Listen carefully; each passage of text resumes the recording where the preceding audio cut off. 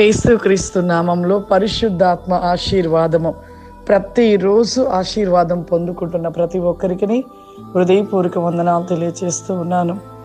ప్రతిదినము ఉదయమే ప్రార్థన చేసుకొనుట, వాక్యమును ధ్యానించుట, పరిశుద్ధాత్మ ఆశీర్వాదము పొందుకొనుట ప్రతిదినము కూడా మన జీవితంలో ఏ విధముగా చేసినట్లయితే మనము నిత్యము కూడా దినదినము కూడా ఫలించేవారుగా ఉంటాము, దేవునికి ఇష్టలుగా ఉంటాము. ఎందుకు అంటే ఎంతోమంది కూడా దినములో ప్రార్థన చేయటానికి కొద్ది సమయం కూడా ఇవ్వలేని పరిస్థితి, చాలా బిజీగా ఉంటూ సమయము దేవునికి ఇవ్వలేని వారిగా ఉంటూ ఉన్నారు. కానీ లేచిన వెంటనే మనము ప్రార్థన చేసుకున్నట ఎంతో అవసరము.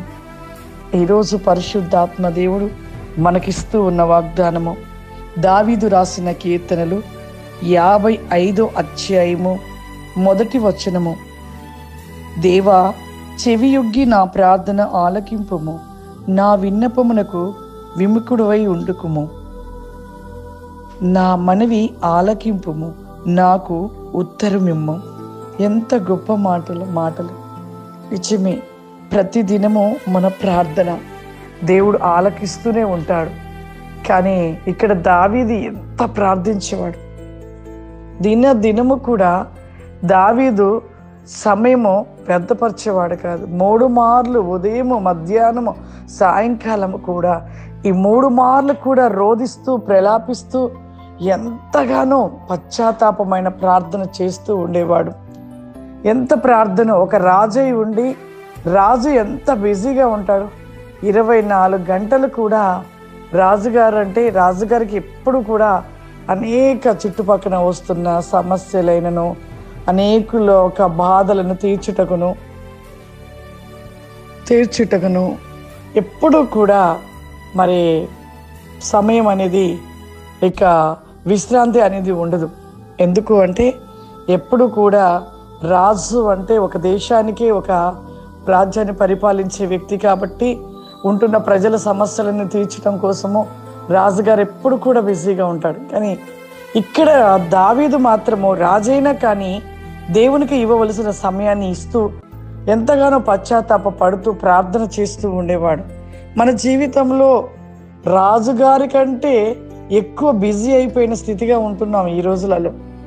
ఎప్పుడు చూసినా ప్రతి ఒక్కరి జీవితంలో ఎలా ఉంటూ ఉన్నారంటే సమయం అంతా సెల్కి, మొబైల్కి ఇవ్వడము, మొబైల్లో వస్తున్న వాటిని చూడడము, లేకపోతే ఆఫీసు, ఇంటికి వచ్చేస్తే మొబైల్, పడుకోవడము, ఇంతే. ఇది ఒక బిజీగా ఆలోచిస్తూ బిజీ అయిపోతూ దేవుణ్ణి మర్చిపోతూ ప్రార్థన చేయలేని వారిగా ఉంటున్నాం. ప్రియులారా, ఖచ్చితంగా మన జీవితంలో ప్రార్థన కావాలి. ప్రార్థన కలిగి ఉంటేనే నీ జీవితము ఫలించుటలో, నువ్వు అభివృద్ధిలో ఉండటంలో, ఆశీర్వదించబడటంలో నిలిచి ఉంటావు. నువ్వు ప్రార్థన మరిచి ఏ విధముగానూ నీవు దేవుడు నాతో ఉన్నాడులేని నువ్వు అనుకోవడం అది భ్రమ. ప్రతి దినము నువ్వు ఎంత ప్రార్థన చేస్తే నీ జీవితంలో మార్పు కూడా వస్తూ ఉంటుంది. నీ జీవితంలో ప్రతి విషయంలో కూడా విజయాన్ని పొందుకుంటూ ఉంటావు. కాబట్టి ప్రతిరోజు ప్రార్థించుట మానవద్దు. లేచిన వెంటనే ప్రార్థన 1 గంట, 2 గంటలు, అవసరం 3 గంటలు కూడా మనం చేసుకోవచ్చు. 2 గంటల నుండి ప్రార్థన తెల్లవారుజామున, లేక 3 గంటల నుండి, లేకపోతే 4 గంటల నుండైనా మనము ప్రార్థన చేస్తూ ఉండాలి. ఇంకా మనకు ఇప్పుడు ఉంటున్న రోజులలో, ఈ రోజులలో, ఈ భయంకరమైన దినాలలో ఖచ్చితంగా ప్రార్థన లేకపోతే ఏ విషయంలో కూడా విజయాన్ని మనం పొందుకోలేము. కాబట్టి ప్రతి ఒక్కరు కూడా ప్రార్థన జీవితాన్ని కలిగి ఉండాలి. ప్రార్థన చేసుకుందాం. సర్వశక్తివంతుడా, దయగల తండ్రి, నీకు వందనాలు చెల్లిస్తూ ఉన్నాను ప్రభువా. ఈ దినము నాయన ప్రార్థిస్తూ ఈ యొక్క ప్రోగ్రామ్ చూస్తున్న ప్రతి బిడ్డను కూడా మీరు దీవించండి, ఆశీర్వదించండి. ప్రతి బిడ్డ ప్రార్థించువారుగా నిలిచి ఉండాలని సెలవిస్తున్నాం. ప్రార్థన మా జీవితంలో ఎంతో ప్రతివేకమైన కార్యాన్ని కోసి కౌరిమా when my lord the glory మాసి కామ్ ది మైట్లీ ఫావరి గ్లారాది కమాందర్. ప్రభు, ప్రతివేకం ఈ ప్రోగ్రామ్ చూస్తున్న ప్రతి బిడ్డను దీవించండి, ఆశీర్వదించండి నాయన. ఆత్మ చేత నింపండి ప్రభు. అగ్ని వలె మండించండి. ఇప్పుడు యేసు నామములో ఈ ప్రోగ్రాం చూస్తున్న ప్రతి ఒక్కరిలో ఓ బలమైన ఆత్మ చేత నింపబడునుగాక, బలమైన అభిషేకము చేత నింపబడునుగాక, అగ్ని వలె మండించబడునుగాక. దేవా, ఈ దినమంతా వారి జీవితంలో విజయము, ఆశీర్వాదము, సమృద్ధి, సమస్త కార్యములు జరిగించునుగాక. ఆమేన్. God bless you. దేవుడు మిమ్మల్ని దీవించునుగాక. ఆమేన్.